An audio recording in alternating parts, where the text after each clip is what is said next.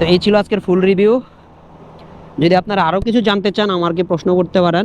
আর এটার স্টক যেটা looking glass সেটা বাদ দিয়ে এটা লাগাইছি, এটা ভালো। এটাই যে মাঝে মধ্যে জ্যামে পড়লে যখন রিক্সা থাকে দুই পাশে, তখন এরকম ক্লোজ করে দেওয়া যায়। ক্লোজ করে দিলে স্মুথলি আপনি ওই একদম চিপা চুপা দিয়ে চলে যেতে পারবেন। এছাড়া এখন পর্যন্ত কোনো সমস্যা এই বাইকে পাই নাই। টুকিটাকি সমস্যা ভাই সব বাইকেই হয়, এটাও আছে। মাঝখান দিয়ে কুলেন্টের সমস্যা হয়েছিল, কুলেন্টের মোটর চলে গেছিলো এখানে পাম্প, যার কারণে কুলেন্ট লিক করতেছিল। আবার মাঝখান দিয়ে বারবার বন্ধ হয়ে যাচ্ছিল, সেটা হচ্ছে এফআই ইঞ্জেক্টর জ্যাম হয়ে গেছিলো।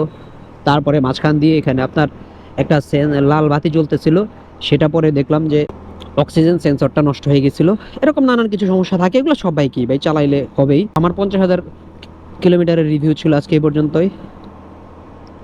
এরা বলবো যে এই বাইকটা হচ্ছে ভ্যালু ফর মানি। হ্যাঁ, অনেকে বলে রিসেল ভ্যালু কম, রিসেল ভ্যালু দিয়ে কী করবেন? আপনি কি বাইক কিনবেন বিক্রি করার জন্য? আমি তবে 48,000 কিলোমিটার চালাইছি এখন পর্যন্ত, কোনো সমস্যা নেই। তবে আমি একটা বিক্রি করবো, আমি আরেকটা বাইক নিব, অনেকদিন ধরে ভাবছি। এই বাইকটার এক্সপিরিয়েন্স নেওয়া হয়ে গেছে আলহামদুলিল্লাহ। That's all for today. যে কোনো জিনিস জানার থাকলে প্রশ্ন করবেন, কোনো সমস্যা নাই। আল্লাহ হাফেজ, আসসালামু আলাইকুম, পিস।